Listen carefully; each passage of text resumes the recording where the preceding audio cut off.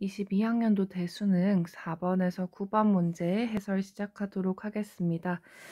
여러분들 뒤에 문제들 보시면 아시겠지만 22학년도, 21년도에 시행되었던 시험들은 비문학이 이런 식으로 진행이 되었어요.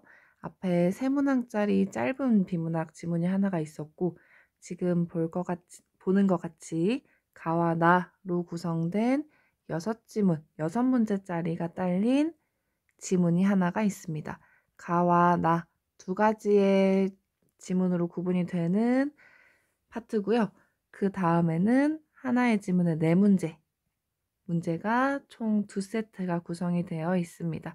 총 17문제로 이런 식으로 구성이 되어 있고 우리 이번 시간에는 가장 문제 볼륨이 큰 6문제짜리 지문을 보도록 하겠습니다. 자, 문제를 먼저 한번 보도록 하겠습니다. 문학에서는 당연히 문제를 먼저 읽으시죠. 보기나 그 선지들을 통해서 여러분들이 힌트를 얻을 수 있기 때문에 문제를 먼저 보실 텐데 비문학에서도 마찬가지입니다. 어느 문제가 나올지를 미리 알고서 지문을 읽으면 조금 더 현명하게 어느 부분에 집중을 해서 어떤 정보를 탐색해야 되는지를 알 수 있기 때문에 꼭 문제를 먼저 읽어보시는 걸 추천드려요. 문제 먼저 읽고 어떤 거에 집중해서 볼지 계획 세우는데 30초 안 걸립니다. 자, 문제 먼저 한번 볼게요. 4번 문제를 보세요. 그러면 바로 알 수가 있죠. 아, 글에 전개하는 방식을 물어보는 거구나. 가와 나에 대한 설명, 글의 전개 방식을 묻는 거구나.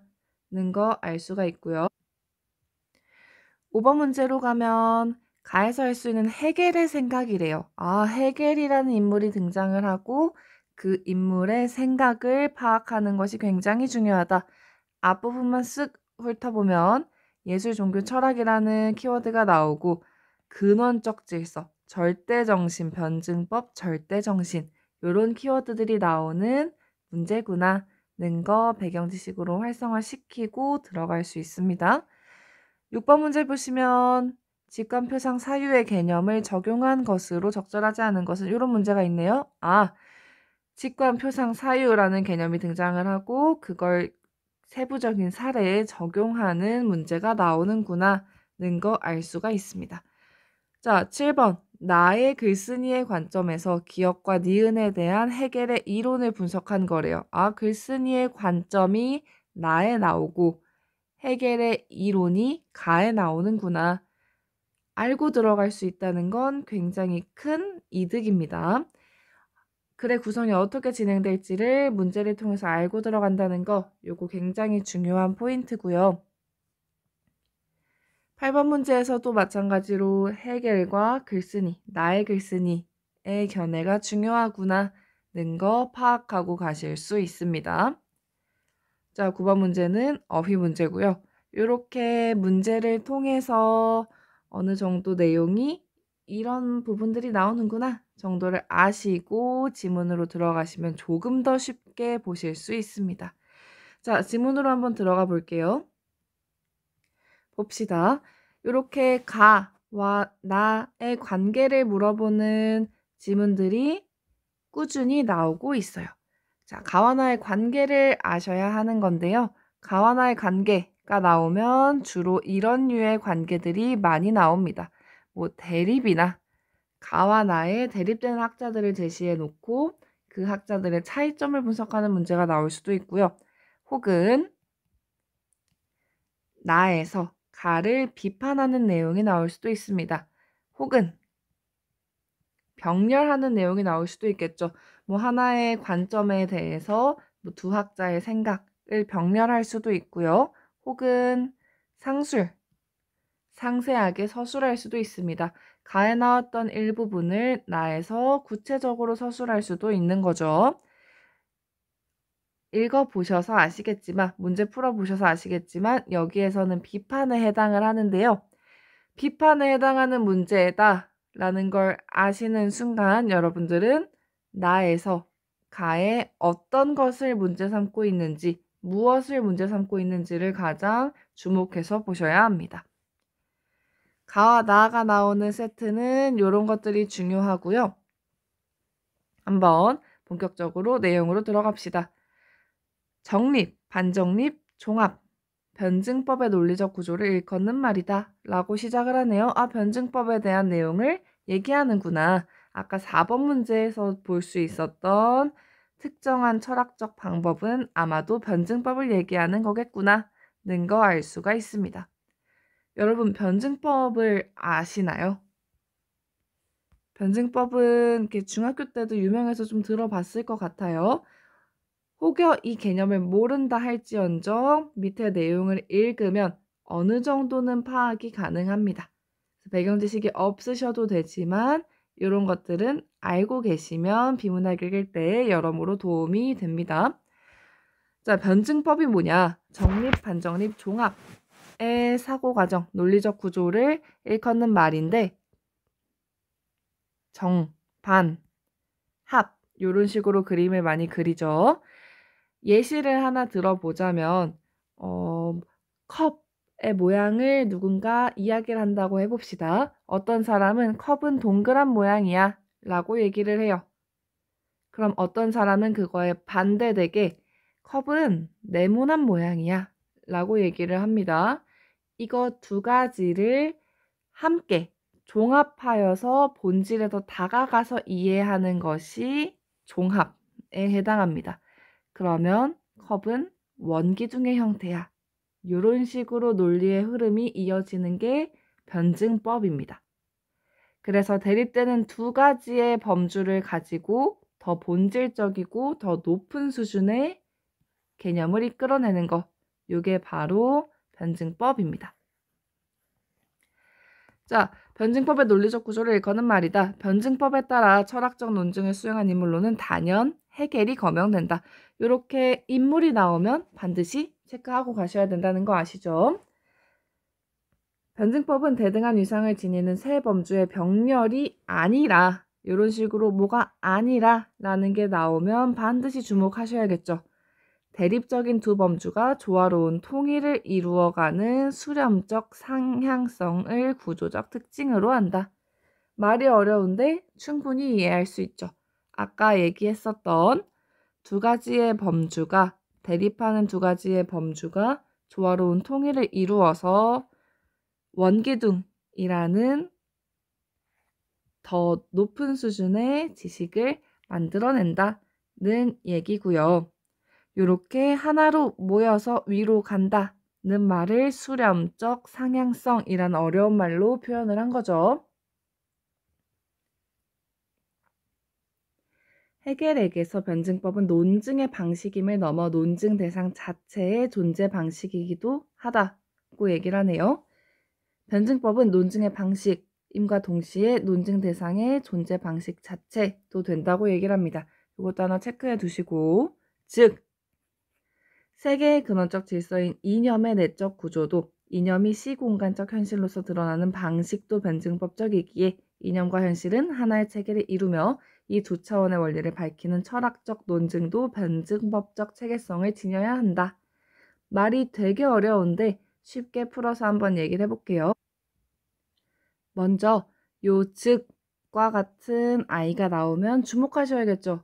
2번 반복해서까지 얘기한다는 것은 굉장히 중요한 부분이다는 거를 알 수가 있고요. 세계의 근원적 질서인 이념, 이렇게 작은 따옴표 안에 들어가는 말들이 있죠. 이런 것들 개념입니다. 개념을 설명하는 어구는 반드시 주목을 해줘야 돼요.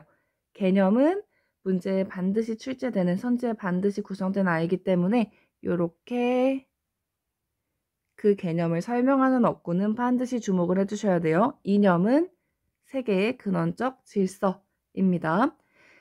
그 세계의 근원적 질서의 내적인 구조, 그러니까 논증 대상 자체, 그 이념 자체의 존재 방식도, 그리고 그 이념이 세계에 드러나는 방식도 변증법적이래요. 위에서 말하는 이 내용과 비슷한 내용인 거죠. 이념과 현실은 하나의 체계를 이루고, 당연하죠. 이념 그 존재 자체도 변증법적이고요. 이념을 현실로 드러내는 방법 또한 변증법적이기 때문에 이 두 가지는 하나의 체계를 이루고 이 두 차원의 원리를 밝히는 철학적 논증 또한 당연히 변증법적으로 이루어져야겠죠. 이 두 차원이 변증법적으로 이루어져 있기 때문에 그 원리를 밝히는 논증도 이 체계성을 지녀야 한다고 얘기하고 있습니다.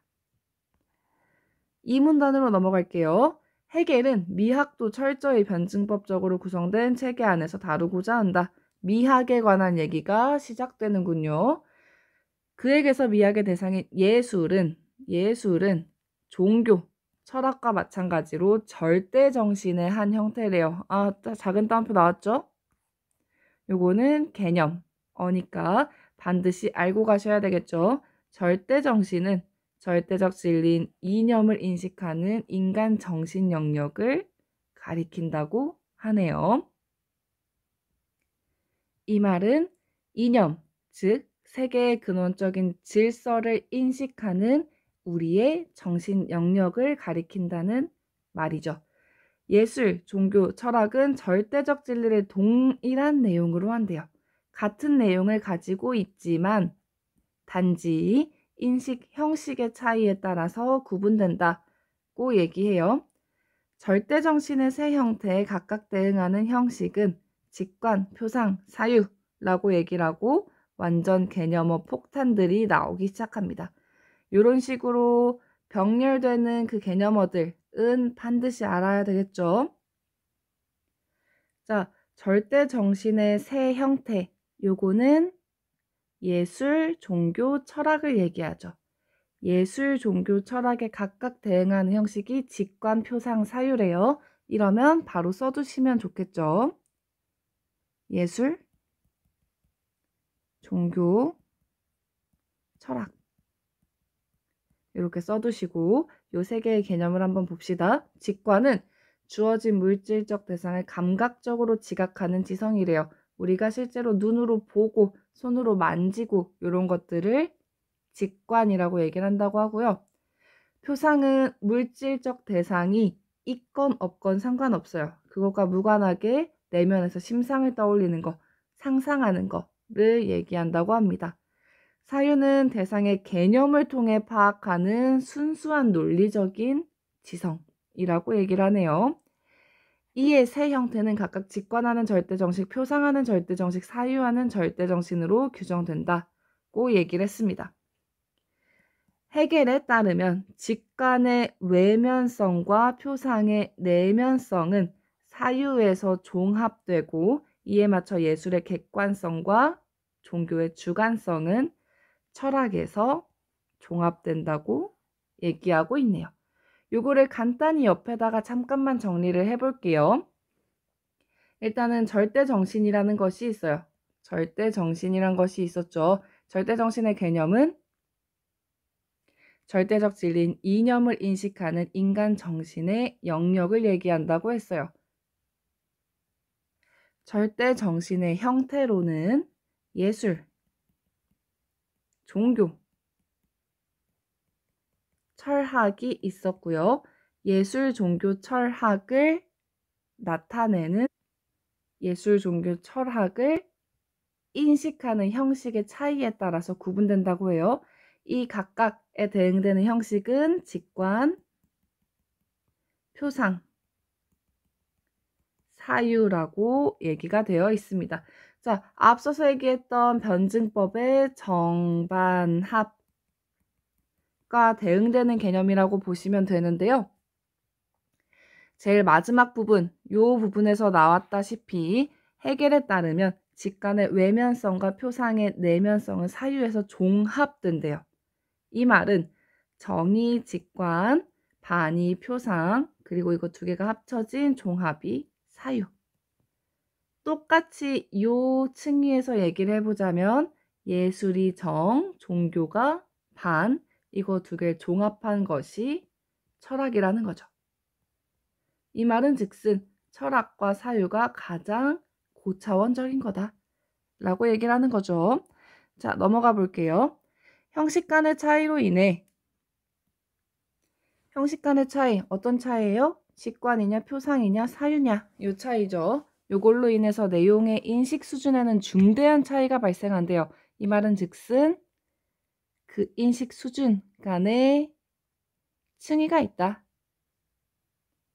그 수준의 차이가 있다. 헤겔에게서 절대정신의 내용인 절대적 진리는 본질적이고 논리적이고 이성적인 거래요. 이러한 절대정신을 예술은 직관하고 종교는 표상하고 철학은 사유하기 때문에 이 세 가지 형태 간에는 등급이 매겨진대요. 예술은 가장 초보의 단계에 해당을 하고요. 종교는 성장의 단계, 철학은 완숙의 단계에 있는 절대 정신이라고 얘기를 하네요. 직관이 가장 초보의 단계, 표상이 성장의 단계, 그리고 사유가 완숙의 단계라는 뜻이고, 동시에 예술이 초보, 종교가 성장, 철학이 완숙의 단계이다는 얘기를 해주고 있습니다. 이에 따라 여기 나와 있죠. 예술과 종교 철학 순회 진행에서 명실상부 절대정신은 최고의 지성에 의거하는 것, 즉 철학밖에 없다. 철학이 가장 높은 지성에 해당한다는 얘기. 예술이 절대정신으로 기능할 수 있는 것은 인류의 보편적 지성이 미발달된 머나먼 과거로 안정된다. 예술이 가장 높은, 예술이 절대정신으로 기능을 할 수 있었던 시대는 옛날 옛적이다는 얘기를 한 거죠. 이렇게 해서 가에서 얘기하는 헤겔의 변증법에 관한 내용이 끝이 났습니다. 자, 가, 나로 이렇게 구분되어 있는 세트는요. 주로 6문제로 구성이 되는데요. 6문제를 이걸 다 읽고 나서 푸는 건 굉장히 손해예요. 앞에서 나왔던 내용에 대해서 이해력이 점점 떨어질 수도 있고 기억이 잘 안 날 수도 있죠. 그렇기 때문에 가 단독으로 묻는 문제들은 가를 다 읽고 바로 풀어주는 게 가장 좋습니다. 자, 5번으로 한번 가서 문제 풀고 나 읽으러 가볼게요. 자, 5번은 내용 이해 문제예요. 내용 이해 문제이기 때문에 요거를 읽으면서 왔다 갔다 하면서 푸셔도 돼요. 왔다 갔다 하면서 푸는 게 난 싫다 하시면 가를 읽고 푸시면 되고, 왔다 갔다 하는 게 더 빠르고 좋다 하시면 지문 읽으면서 계속 선지 체크해 나가시면 됩니다. 요 문제 중에 왔다 갔다 하면서 풀 수 있는 문제 하나 더 있죠. 9번 문제. 이런 것도 왔다 갔다 푸시면 되긴 한데 쌤은 그럼 정신이 더 없어가지고 5번 먼저 풀고 마지막 9번을 풀도록 하겠습니다. 자, 5번. 가에서 할 수 있는 헤겔의 생각으로 적절하지 않은 것이에요. 요거 한번 봅시다. 예술, 종교, 철학 간에는 인식 내용의 동일성과 인식 형식의 상이성이 존재한대요. 그쵸? 아까 나와 있었듯이 얘를 잠깐만 위로 올리도록 하겠습니다. 지문이랑 같이 봅시다.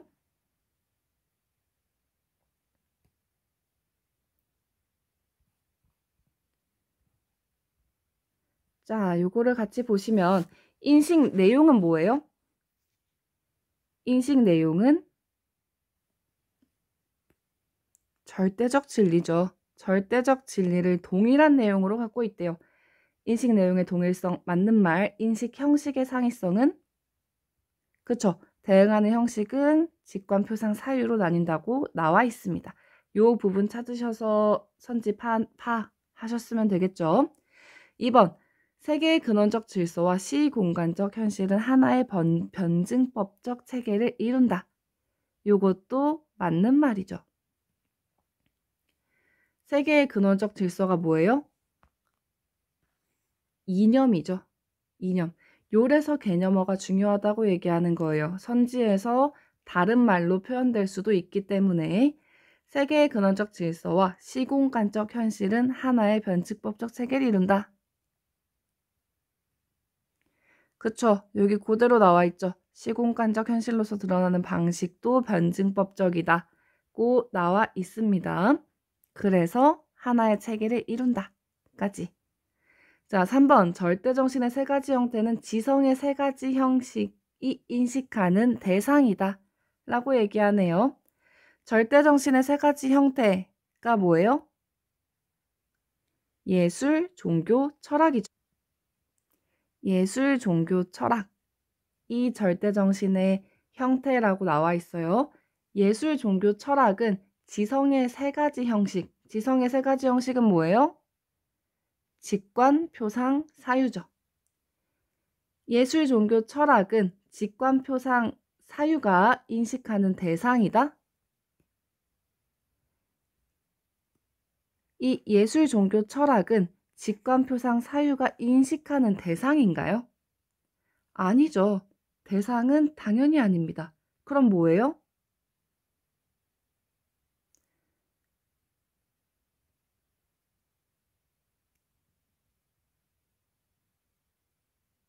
직관이 인식하는 대상이 예술이고 표상이 인식하는 대상이 종교고 사유가 인식하는 대상이 철학인 게 아니죠. 절대적 진리를 직관으로 그 직관의 형식으로 풀어내면 예술이 되는 거고요. 절대적 진리를 표상의 형식으로 풀어내면 종교가 되는 거고 절대적 진리를 사유의 형식으로 이루어진 지성으로 풀어내면 그게 철학이 되는 거죠. 그런 관계를 가지고 있는 것이지 무언가의 대상이 된다는 것은 말이 안 되는 내용이죠.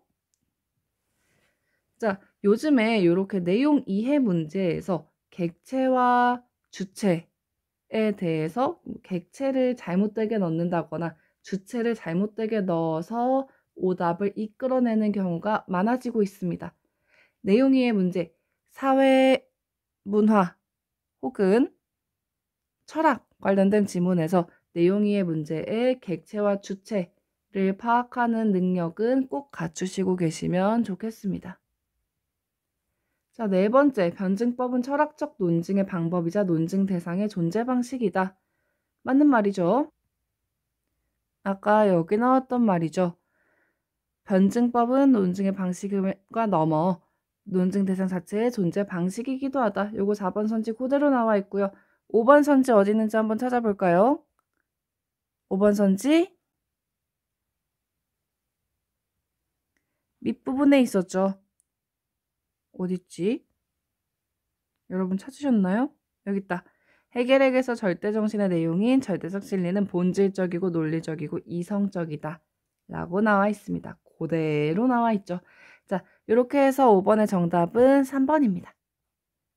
얘는 이제 들어가라 그러고 5번의 정답은 3번 체크를 해주시면 됩니다. 자, 6번 한번 볼까요? 가에 따라 직관, 표상, 사유의 개념을 적용한 것으로 적절하지 않은 것이래요. 직관은 물리적 대상을 감각적으로 지각하는 거라 그랬고요. 표상은 심상을 떠올리는 거, 사유는 개념을 통해서 대상을 파악하는 거였어요. 한번 봅시다. 자, 밤하늘의 별들을 바라보는 거래요. 감각적으로 별이라는 대상, 물체를 바라보는 거네요. 직관 맞습니다. 같은 곳에서 고양이 하늘을 상기하는 것, 심상을 떠올리는 것, 그것은 표상이 맞죠. 1번 맞는 선지. 2번 타임머신을 타고 미래로 가는 자신의 모습을 상상하는 거, 마음속에 심상을 떠올리는 거니까 표상이 되겠고요. 그 후 판타지 영화의 장면을 떠올려 보는 거, 이것 또한 마음속에 떠올려 보는 거죠. 마음속에 떠올려 보는 거, 심상을 떠올리는 거 둘 다 표상입니다. 아까 표상은 그 물체의 유무와 관계없다 그랬어요. 얘는 지금 존재하지 않는 거, 얘는 지금 존재하는 장면인데 무엇이 됐든지 간에 마음속에 떠올리면 다 표상이라고 얘기를 합니다. 3번, 초현실적 세계가 묘사된 그림을 보는 것은 직관을 통해 앞에 내용은 필요 없죠. 묘사된 그림을 보는 거. 물리적 대상을 감각적으로 지각하는 것 직관 맞고요. 그 작품을 상상력, 개념에 의거한 이론에 따라 분석하는 거. 개념을 통해서 대상을 파악하는 거. 요거 바로 사유 맞습니다. 4번. 예술의 새로운 개념을 설정하는 것은 사유를 통해 이를 바탕으로 새로운 감각을 일깨우는 작품의 창작을 기획하는 것은 직관을 통해 이루어지겠군. 틀렸죠. 예술의 새로운 개념을 설정하는 것은 사유가 맞겠죠. 개념을 통해서 무언가를 파악하고 새로운 개념을 설정한다니까. 근데 이를 바탕으로 새로운 감각을 일깨우는 작품 창작을 기획하는 것. 새로운 개념을 설정하는 것은 사유를 통해 이것 맞는 말인데 이것을 바탕으로 요건 개념이죠. 새로운 개념을 바탕으로 무언가를 기획하고 판단하고 파악해보는 것. 개념을 바탕으로 파악하는 것, 이것은 직관이 아니라 사유죠. 그래서 4번이 틀린 선지가 되는 거고요. 1번, 2번, 3번은 맞는 선지입니다. 5번 도덕적 배려의 대상을 생물학적 상위성 개념에 따라 규정하는 것과 이에 맞서 감수성 소유 여부를 새로운 기준으로 제시하는 것 모두 사유를 통해서 이루어지는 거 당연히 맞죠. 개념을 통해서 대상을 파악하는 거니까. 1에서 6번 정답 4번까지 파악하고 나를 읽으러 한번 가봅시다. 자, 아까 문제에서 계속 이런 문제들이 나왔습니다. 글쓴이의 관점, 나의 관점, 그리고 나의 글쓴이 계속 나왔죠. 나의 글쓴이의 관점을 이해하는 것이 핵심이겠구나 는 걸 아시면 되고요. 만약에 나가 해겔의 입장을 비판하고 있다면 비판하는 그 지점이 무엇인지, 그 쟁점이 무엇인지를 파악하는 것이 굉장히 중요하다는 거. 자, 변증법의 매력은 종합에 있대요. 종합, 아까 정, 반, 합 할 때 마지막 부분 종합에 있다고 얘기를 합니다. 종합의 범주는 두 대립적 범주 중 하나의 일방적 승리로 끝나도 안 되고 두 범주의 고유한 본질적 규정이 소멸되는 중화 상태로 나타내도 안 된다고 얘기를 하네요. 이것도 안 되고 이것도 안 된대요. 종합은 본질적 규정이 유기적 조화를 이루는 질적으로 고양된 최상의 범주가 생성됨으로써 성립하는 거래요. 그 말은 어느 하나가 일방적으로 끝나거나 어느 하나가 일방적으로 승리하거나 어느 하나도 남지 않고 본질적인 것이 소멸되어서 중화된 것도 종합으로 보지 않겠다는 거죠. 이거 두 개가 유기적으로 조합을 이루어서 종합된 것이 가장 최상의 상태. 만약에 이 둘 중에 하나가 죽고 하나의 성질만 올라간 것도 종합으로 보지 않겠다. 그리고 이 둘의 상태가 중화되어서 만들어져도 종합으로 보지 않겠다는 것이 지금 나의 입장이죠. 나는 변증법은 이런 것이야 라고 얘기하고 있습니다. 여기에서부터 여기까지 전부 다 나의 입장을 직접적으로 드러내는 문장이라고 볼 수 있겠죠. 해겔이 강조한 변증법의 탁월성도 바로 이것이다. 그러기에 변증법의 원칙에 최적화된 엄밀하고도 정합적인 학문 체계를 조탁하는 것이 바로 그의 철학적 기획이 아니었던가. 그런데 그가 내놓은 성과물들은 과연 그 기획을 어떤 흠결도 없이 완수한 것으로 평가될 수 있을까? 없다는 얘기를 하고 싶은 것 같죠.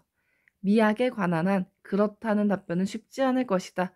미학에 대한 논의를 한 것을 봤을 때는 그 변증법적 논리, 논증을 완벽하게 적용하지 못했다고 비판하고 있습니다. 지성의 형식을 직관표상 사유순으로 구성하고 이에 맞춰 절대정신을 예술, 종교, 철학순으로 편성한 전략은 외관상으로는 변증법 모델에 따른 전형적인 구성으로 보인대요. 그쵸? 정반합, 정반합 이런 식으로 외관적으로는 변증법 모델을 따른 것으로 보여요. 그러나 실질적인 내용을 보면 직관으로부터 사유에 이르는 과정에서는 외면성이 점차 지워지고요. 내면성이 점증적으로 강화, 완성되고 있다는 걸 알 수가 있다고 하네요. 예술로부터 철학에 이르는 과정에서는 객관성이 점점 지워지고 주관성이 강조되고 있다고 얘기하고 있습니다. 자, 아까 가에서도 나왔죠. 자, 여기 있다. 직관의 외면성과 표상의 내면성이라는 말이 나왔었어요. 요 말들이랑 한번 합쳐서 정리를 해보자면 직관은 외면성을 특징으로 합니다. 그리고 표상은 내면성, 마음의 심상을 떠올리는 거니까. 자, 이렇게 두 가지가 종합되는 과정에서, 종합되어서 사유로 가는 과정에서 외면성은 점차 지워지고 내면성만이 강화되고 있다. 그리고 똑같이 예술로부터 철학에 이르는 과정에서도 마찬가지입니다. 예술을 바라보는 객관성, 그리고 종교가 얘기하고 있는 주관성에서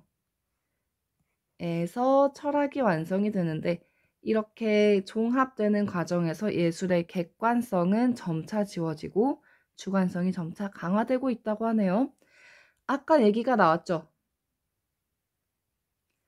둘이 완전히 유기적으로 조합되어 가장 최상의 상태가 된 것을 올바른 종합이라고 하고, 하나의 형태가 없어지고 하나가 승리한 형태로 남는 것은 종합의 형태로 볼 수가 없다는 말을 봤던 게 기억이 날 겁니다. 지금 나의 글쓴이는 헤겔이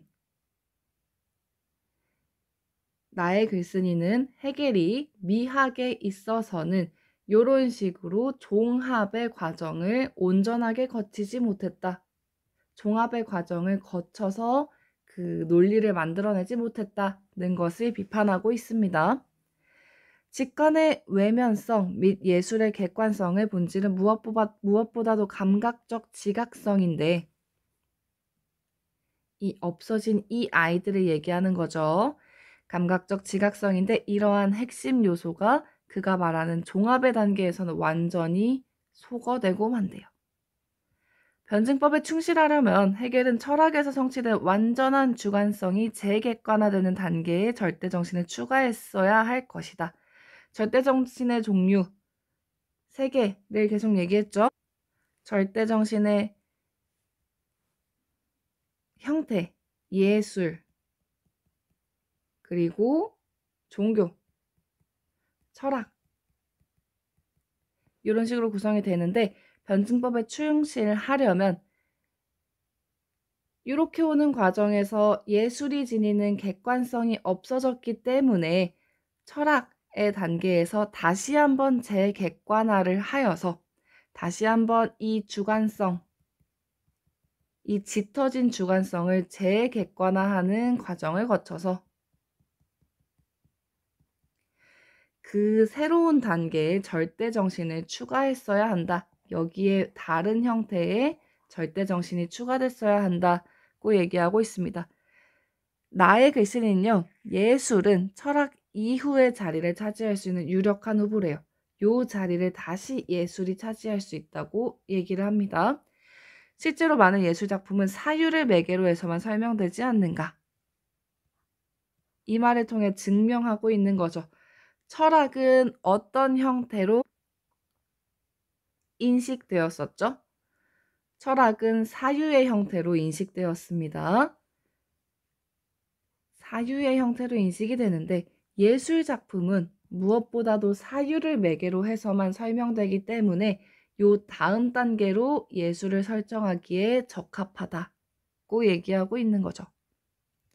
게다가 이는 누구보다도 풍부한 예술적 체험을 한 헤겔 스스로가 잘 알고 있지 않은가. 이 때문에 방법과 철학책에 관한 이러한 불일치는 더욱 아쉬움을 준다. 미학을 설명하는 방법으로 변증법적인 논증을 썼다는 것에 약간의 아쉬움이 남는다는 것을 얘기하고 있습니다. 자, 내용이 어려워 보이긴 하는데요. 쌤이 그린 요 아이만 판단을 하셨어도 충분히 딱딱딱딱 끼워 맞추면서 문제를 이해할 수 있었을 겁니다. 자, 그러면 문제를 한번 보고 마치도록 하겠습니다.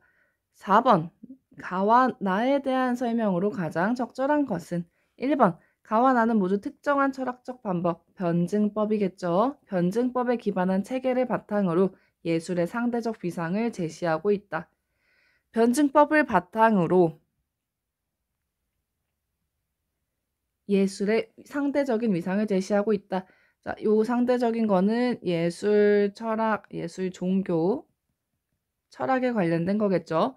가에서는요, 예술은 가장 초보 단계다고 얘기하고 있고요. 나에서는 철학 이후의 단계로 재평가받아야 된다고 얘기하고 있습니다. 맞죠? 변증법을 기반으로 해서 예술의 상대적 위상을 제시하고 있고요. 답은 1번으로 체크해 주시면 되겠습니다. 2번, 가와 나는 모두 특정한 철학적 방법에 대한 상반된 평가를 바탕으로 변증법에 대한 평가가 있었나요? 없었습니다. 3번, 가와 달리 나는 특정한 철학적 방법에 시대적 한계 없었고요. 혁신적 방법 또한 없었고요. 4번, 가와 달리 나는 변증법에서 파생된 미학 이론을 바탕으로 예술 장르를 범주적으로 유형하고 있다. 예술의 장르를 얘기한 적 한 번도 없습니다.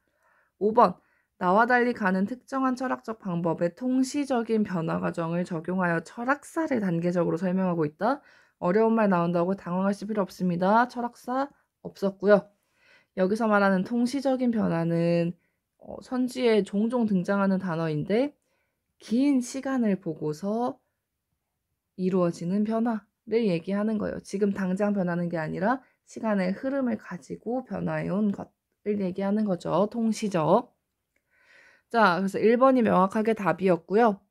다음 5번 했고 6번 했고 7번으로 가봅시다. 나의 글쓴이의 관점에서 기억과 니은에 대한 해겔의 이론을 분석한 것으로 적절하지 않은 것이래요. 자, 주목해서 잘 봐야 되는 거. 기억과 니은에 대한 분석인데 나의 글쓴이의 관점에서 분석해야 돼요. 반드시 나의 글쓴이의 관점에서 분석해야 된다는 거 잊지 마시고요. 자, 기억은 뭐예요? 정립, 반정립, 종합. 아예 그냥 풀로 쓸게요. 정립, 반정립, 종합이고요. 니은은 예술, 종교, 철학입니다. 자, 기억과 니은 모두에서 첫 번째와 두 번째의 범주는 서로 대립한다. 나의 관점에서 지금 생각하는 거예요. 나의 글쓴이의 관점에서 기억과 니은 모두에서 첫 번째와 두 번째 범주는 서로 대립한다. 맞는 말이죠. 변증법에서 얘기하는 말이에요. 기억과 니은 모두 두 번째와 세 번째 범주 간에는 수준상의 차이가 존재한다. 반정립과 종합 사이에, 종교와 철학 사이에 수준상의 차이 존재하는 건 변증법에서 얘기하는 바죠. 기억과 달리 니은에서는 이것과 달리 이것에서는 범주 간 이행에서 첫 번째 범주의 특성이 갈수록 강해진다. 틀렸죠? 기억과 달리 니은에서는 예술, 첫 번째 범주의 특성이 단계가 이행될수록 강해진다. 아니죠. 아까 전에 예술의 객관성은 점점 사라졌다고 얘기를 했죠. 3번이 틀린 선지로 딱 나오고요. 4번, 니은과 달리 기억에서는 세 번째 범주에서 첫 번째, 두 번째 범주의 조화로운 통일이 이루어진다. 맞죠? 니은과 달리래요. 이번에는 니은이 틀리고 기억이 맞는 거죠. 종합의 범주에서는 첫 번째와 두 번째 범주의 조화로운 통일이 일어나야 된다. 맞죠? 기억에서는 이렇게 얘기하는 거 맞아요. 변증법에서는 이렇게 얘기하는 게 맞는데 해겔의 미학 이론을 비판하는 포인트가 뭐였어요?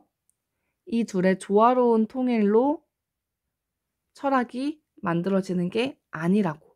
예술성, 예술이 가지는 객관성은 점점 사라지고 종교가 가진 주관성만이 강조되어서 철학이 만들어진다.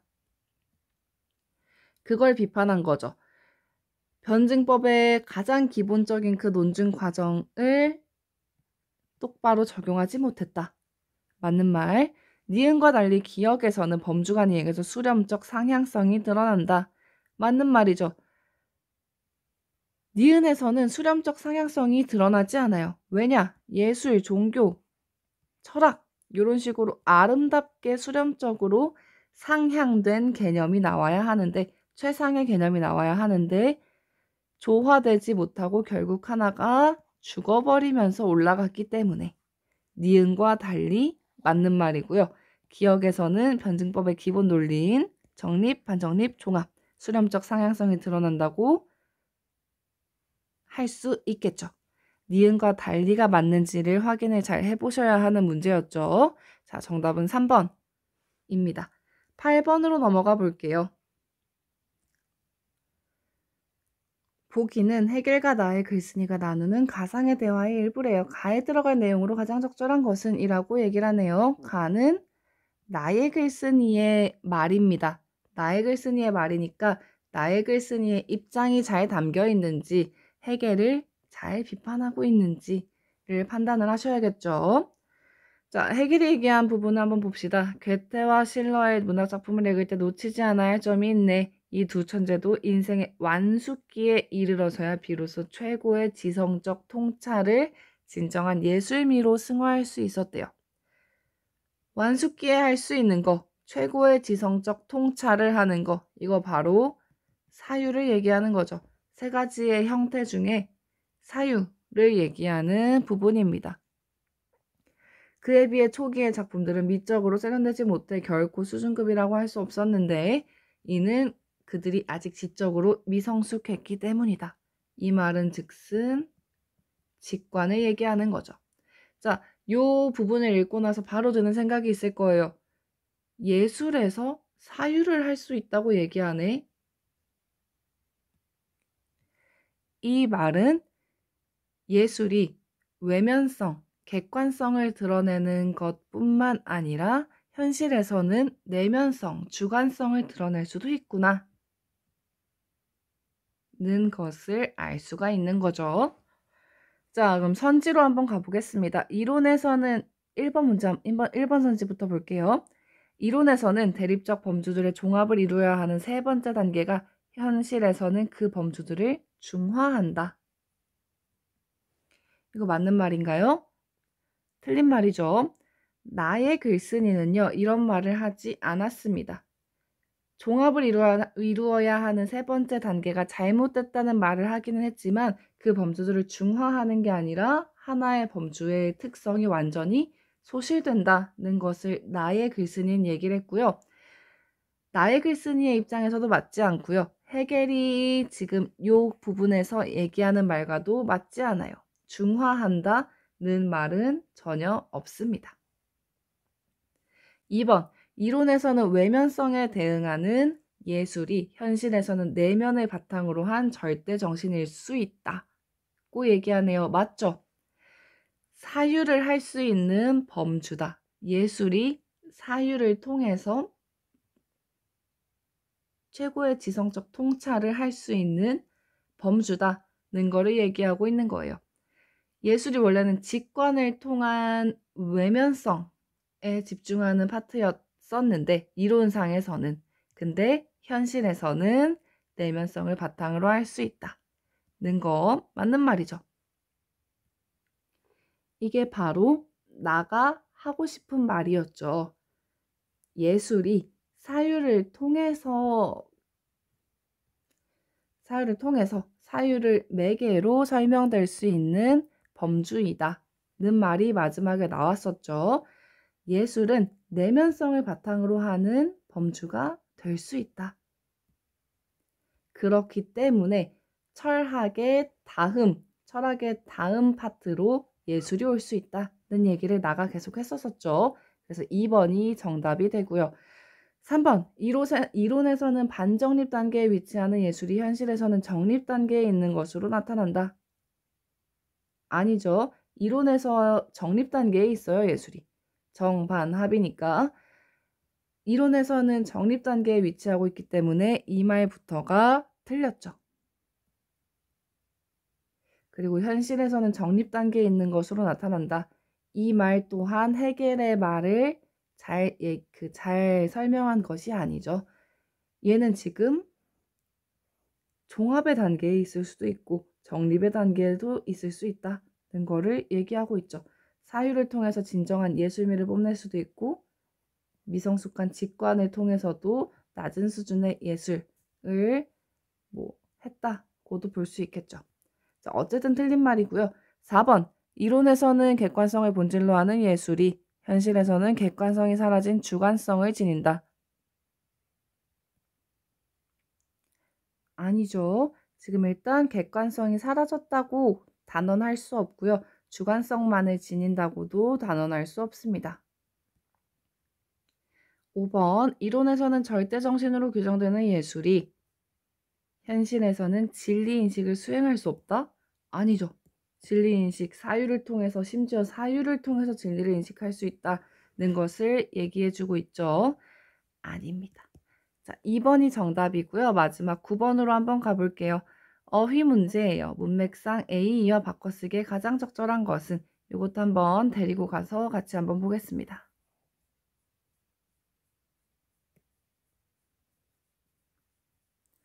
자, 이렇게 문맥상 바꿔 쓰는 어휘는요. 일단은 요 소지하여야 요거를 A 부분에 넣어보는 것도 중요하고요.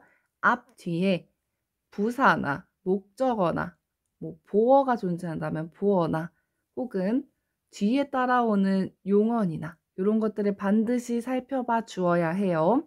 자, A부터 볼게요. 철학적 논증도 변증법적 체계성을 지녀야 한대요. 체계성을 지니다는 말로 쓰여 있고요. 문제에 나와 있는 이 소지하다는 앞에 목적어가 뭐가 와야 되나요?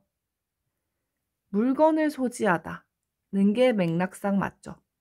물건을 소지하다 앞에 오는 목적어가 물건, 물체가 돼야 되기 때문에 A, 변증법적 체계성이 목적어로 있는 A 자리에는 들어갈 수 없습니다. 1번 탈락. B, 포착하여야. 포착하다는 기회나 정세를 알아차리다는 뜻으로 쓰입니다. 인간 정신의 영역을 포착하다는 말이 안 되죠. 여기에서도 목적어를 잘 보면 기회나 정세가 포착하다의 목적어에 들어가야 되는데 가리킨다, 인간 정신의 영역이라는 목적어는 포착하다를 데리고 다닐 수가 없겠죠. 자, C를 한번 볼게요. C가 어디 있을까?